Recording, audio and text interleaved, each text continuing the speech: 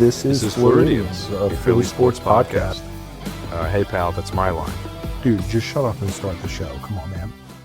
Folks, welcome to the Floridians Podcast. My name is David George Smith. Joining me, as always, is Luke McRootin Tootin McClatchy. Nobody actually calls him that. It's just Luke McClatchy. How you doing, my friend? I'm doing well. That's good. And anything else? I mean, we're doing a podcast, and the analysis from there. Just good, not great. Not holidays are coming up. You know that saying that was going around last season where everyone's like, everyone can beat Jalen Hurts until it's time to beat Jalen Hurts. That's how I feel about the podcast. Like, everyone wants to be on this podcast until it's time to be on the podcast. I know. We like 5 people all week. They're like, "Can I be on an episode?" I'm like, "Okay, we're doing one tonight." And they're like, "Yeah." Actually, we can't do it tonight because it did we have a haircut. I have Monday singing practice. Yeah, it's like just some the weirdest excuses. Which, like, fair. If I don't want to be on it, it's fine. I'm not offended. But stop telling me every week you want to be on it. Now, to be fair, I did reach out to a couple like Philly athletes, so we're not talking about you guys because you're actually. But I'm not trying to offend our friends either, so I don't know how to put this. But we're not. This is not a message to the Philly athletes that we have reached out to be on the podcast. But you should be on the podcast, and if you're watching, and we know you are, hop on the podcast. It doesn't take much, and so also our friends too, our amigos, our pals. You, the true sharers, can be on this podcast. Be on the podcast. Actually, you can if you go on the if you go on our Patreon page, and we have a couple tiers where you can get a shout out on the pod. You get early access. You get access to the live viewing of the pod. So how we're recording right now, we've got a lot of good stuff. Mm-hmm. Got a lot of good stuff. So look into like t-shirts getting made one day. where we get a big alpha. Looking to merch. We could do a giveaway as well. Maybe a holiday giveaway, New Year giveaway. Yeah. Something like that. I don't know. Stay tuned. Stay tuned. To see who's really watching the show. See who's really diving into the It's a core of the show. You know what I mean? a holiday episode. We're kind of dry on Philly sports though. Like, Eagles don't play until Saturday.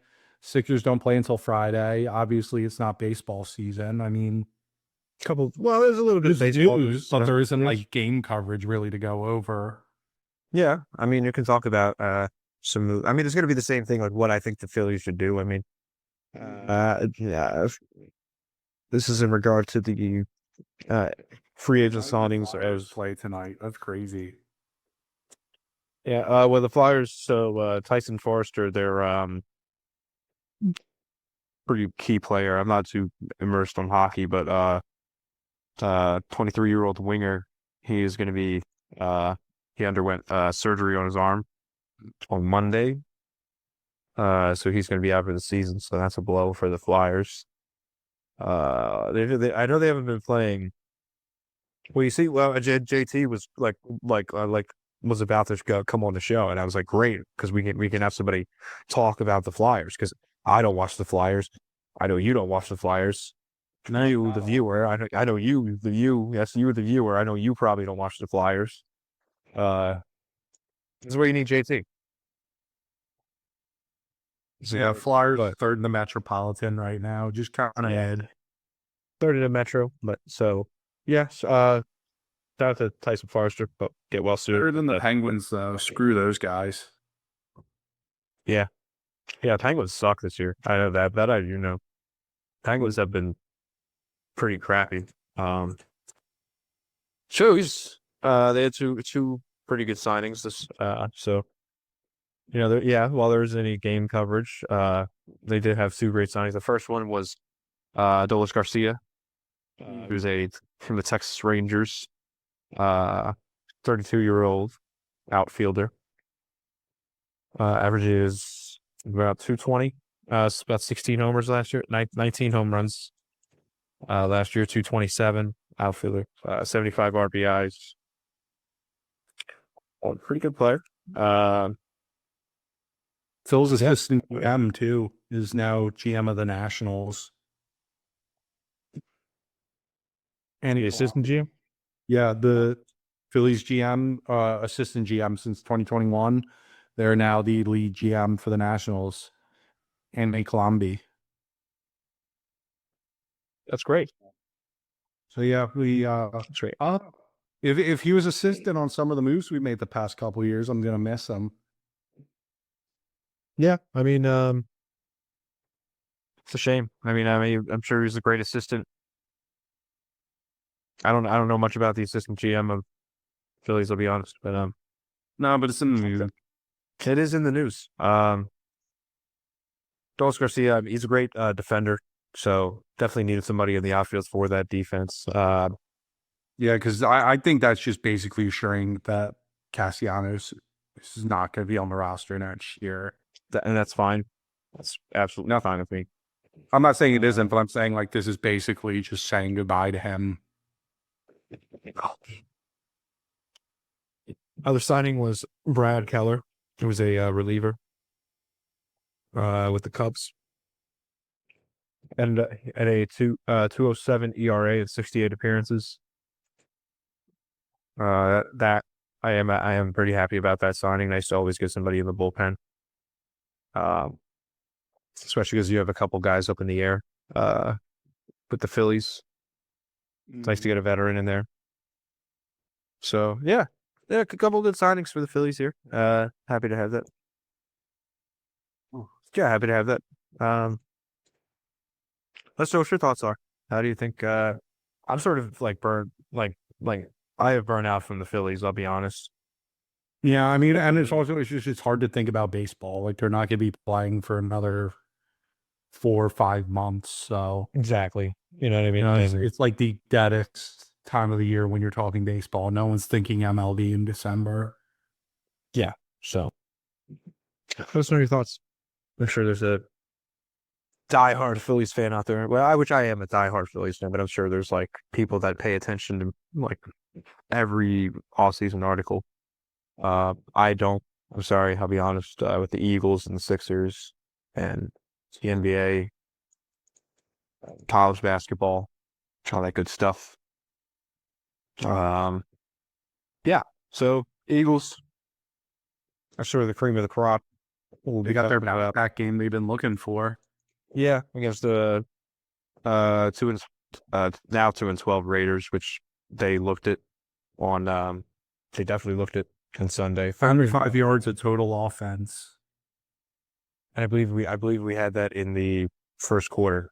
We had like 67 yards in the first quarter. 6-7. 6-7, folks.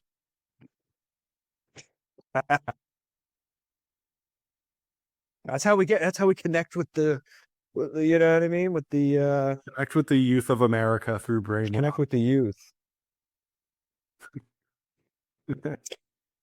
It was, yeah, I mean, it was kind of just uneventful. Like the Raiders managed to make a very dysfunctional Eagles team look perfect.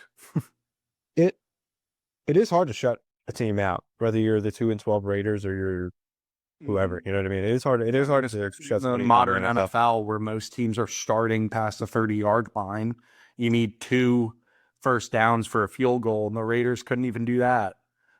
But there were the people, there were the Kenny Pickett truthers out there who were like, oh, he's got to torch you guys. 3 touchdowns, which he's never done before, ever. Like, actually. Some people, let me quote the greatest show of all time. You know what show I'm talking about. You know what show I'm talking about. Yeah, of course. The Sopranos. Some people are so far behind in the race, they think that they're leading. The Sopranos. That's not winning time. Bring back What? winning time, HBO. Did I say winning time? Yeah, you said the greatest show ever. Oh.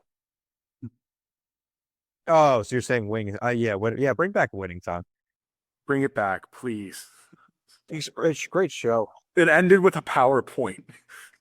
Ended with a PowerPoint of them losing. Like, they get into year like 3 of the Lakers when they give the next 10 years, which are like The meat, like the prime of like that show's Tyrese Hitchens point. They get to like 83 and they're like, yeah, but with the 80s. Brother, you're 3 years into the decade. You got like a lot of time to go. They start the show with the Magic Johnson's HIV diagnosis and then end it Saturday before they even get to that point. I was gonna say that, so I'm like, okay, that's cool. Though they're starting it out, so they're gonna go up until like the 90s, like till the end of like the Lakers, like, and then they're just like, no, we're gonna give you a slideshow. Yeah. And so that winning time, rise of the Lakers dynasty ends with Boston winning the championship. Not cool. Cool, dude. But I wonder how much money they wasted, like getting John C. Riley and Adrian Brody, and not much, I don't think. Honestly, like the show was still good, but it's like the problem was with it was just the viewers. Like they just didn't have it's a very niche market of when you're going into biopic / sports. Like it's a very niche market to reach. I figured with like having like a star-studded cast like that. So I was reading something where it's like they were getting like 60,000 viewers an episode for winning time, which is like pretty good. But like reruns of The Sopranos, we're getting like 2 million a week. Yeah, like they just didn't market the show well at all. No, which also happened. Like they barely advertised it. Yeah, like the only reason the little video did. No, season 2 of that show was coming out. I just opened HBO one day and it was like, here you go, season 2. And I'm like, oh great, I didn't even see a commercial for this. And then now I kind of wish I never watched it because again, it ends in a PowerPoint. I didn't finish it because I didn't want to watch that PowerPoint. I think I got up to like, I forget what point I got up to in that show, but it was like I forget. It was like they lost to Houston at 82, and then I forget. Yeah. I was so disgusted. Did you get up to the Sixers sweep? I don't know. It was a while ago, actually. What was it, like 2 years ago? Mm-hmm. Yeah. So, yeah. Anyways, back to the Eagles. I mean, everything. I mean, it looked solid. I mean, minus the first drive, which was the stereotypical Saquon up the middle 2 times in a row and an AJ Brown deep ball. But we got pass interference on that deep ball, so it worked. But even this like that run game wasn't even like after that. Yeah, after that first drive, our quarterbacks coach was in the room the whole week making the offensive game plan. We ran the lowest amount of hitches we have all season against the Raiders and the highest amount of crossing routes. So, yeah, let's keep that going. Crossing routes are great. You know, you see everything. It's all right in front of you. It's great against zone coverage. I mean, I honestly don't know why we don't use them more. I mean, we've got dynamic playmakers. We should be running like we don't have. It's not rocket science. Like just run some half decent, not hitch routes, and these guys will get open. I agree. Jalen Hurts, 12-15, 175 yards, 3 touchdowns.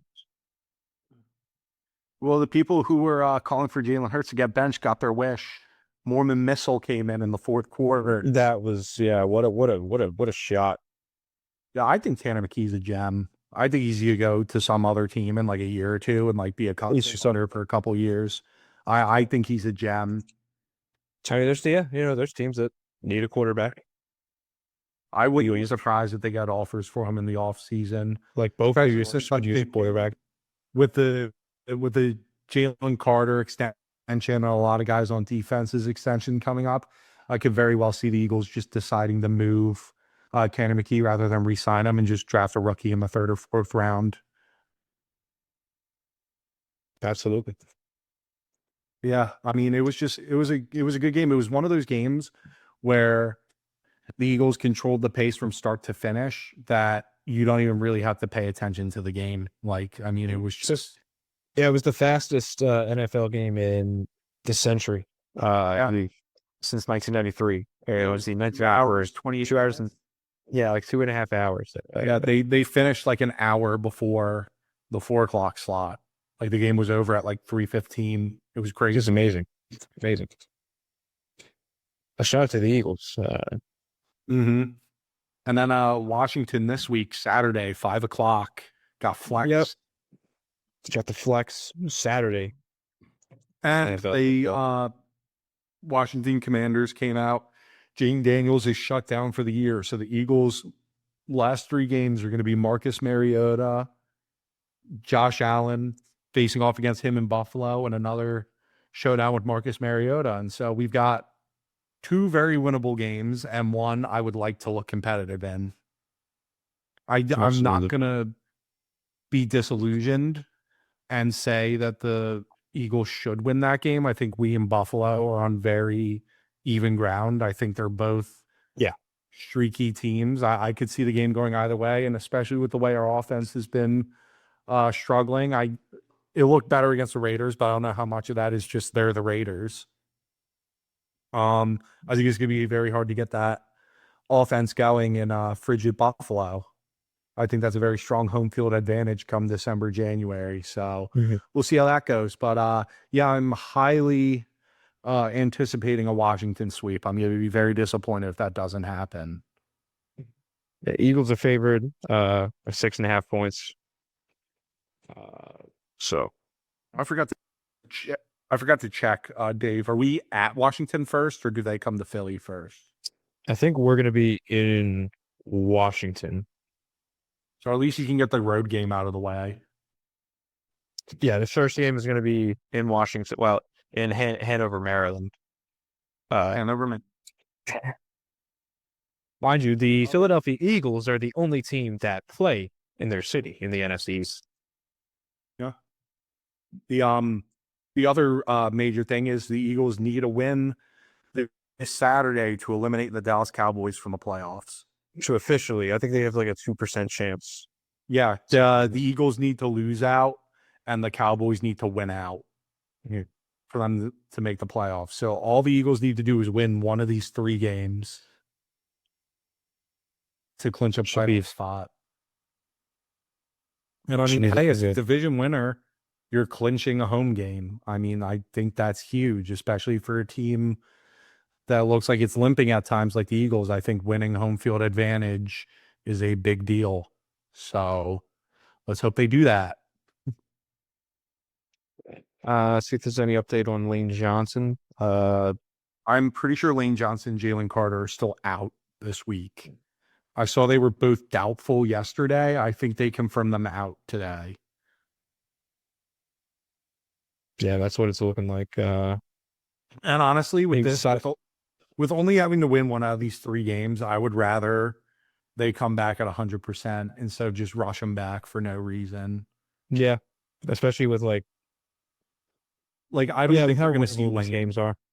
I don't think we'll see Lane come back in the regular season unless the Eagles drop this game on Saturday. Then they might bring Lane back against Buffalo, but I don't know. I'm just Washington lost the most dynamic player on the roster. Say what you want. I think Jaden Daniels is up there on quarterbacks. He had an injury-riddled year this year, but we all saw what he did last year, and we saw what he can do when his weapons and he are healthy. So let's take advantage of the NFC East while it's weak now before everyone's at full strength again next year.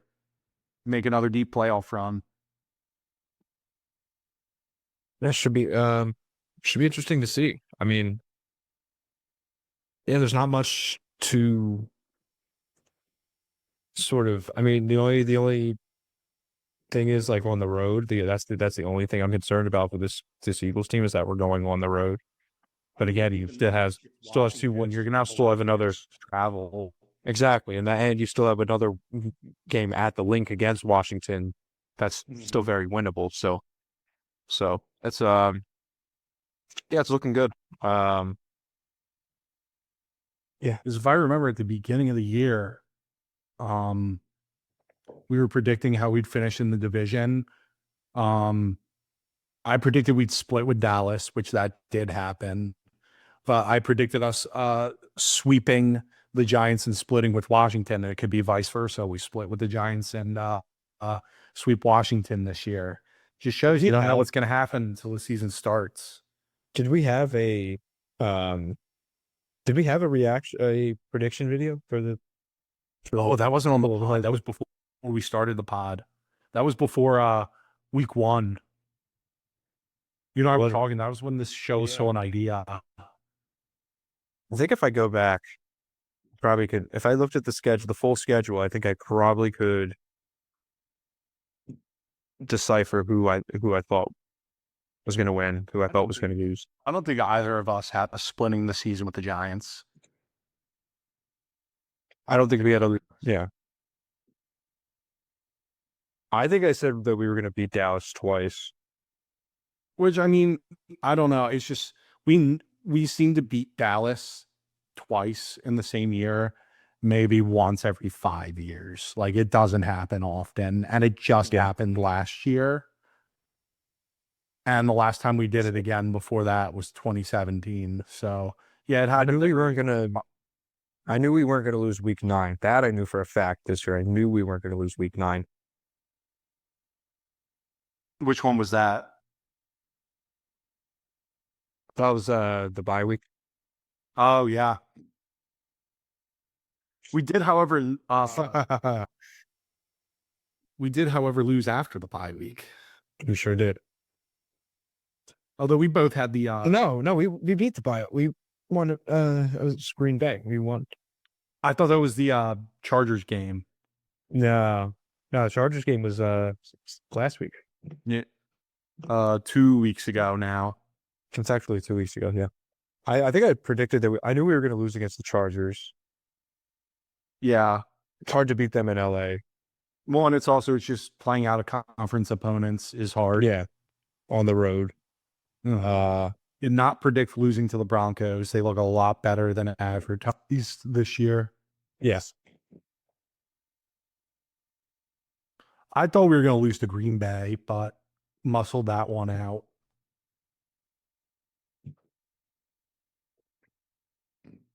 I mean, I know I was wrong. I'm just trying to think of exactly where I was wrong.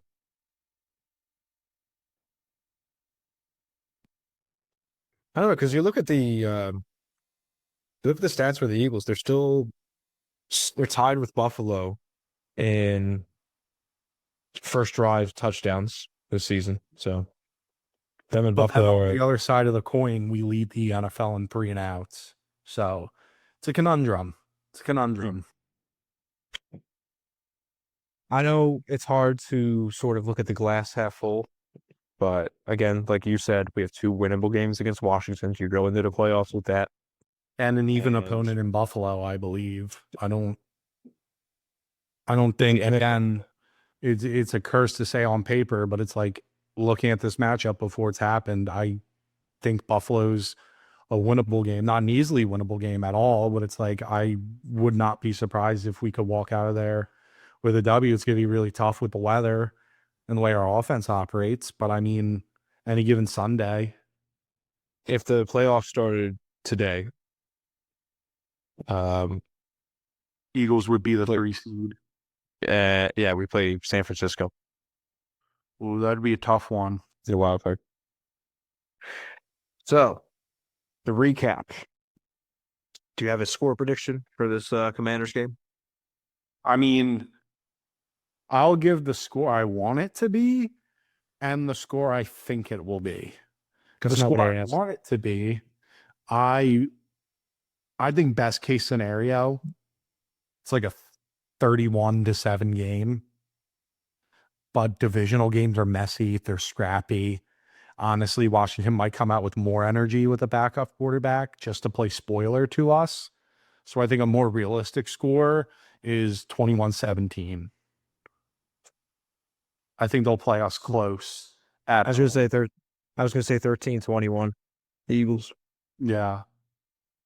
Do you think Marcus Mariota this is like a revenge game for him because he's like maybe still mad at Chip Kelly for not making the trade to draft him to the Eagles back in 2014? Do you think that's still on his mind? It's like the water boy when Adam Sandler starts looking at the sideline and the guy's face morphs into the Gatorade guy. Like Nick Sirianni just morphs into Chip Kelly and Marcus Mariota's last 6 touchdowns.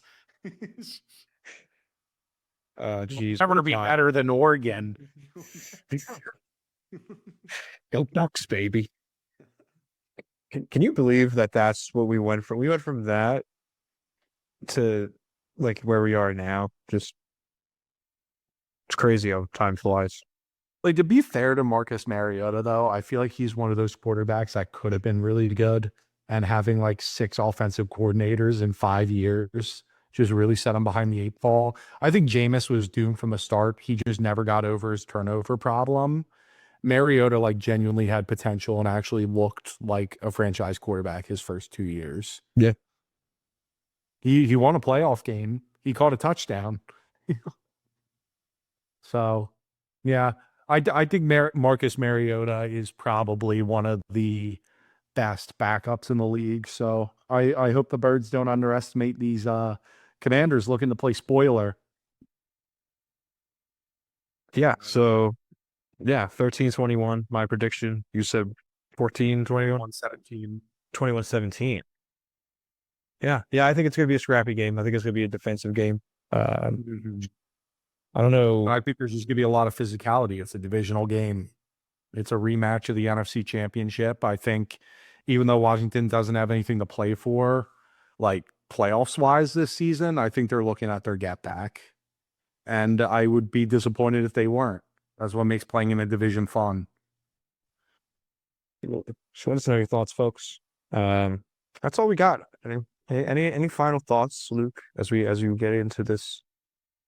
We dive into this. I hope everyone has a wonderful Christmas, Hanukkah, whatever they celebrate. Hanukkah just started on Sunday, I believe. So we're in the midst of it right now.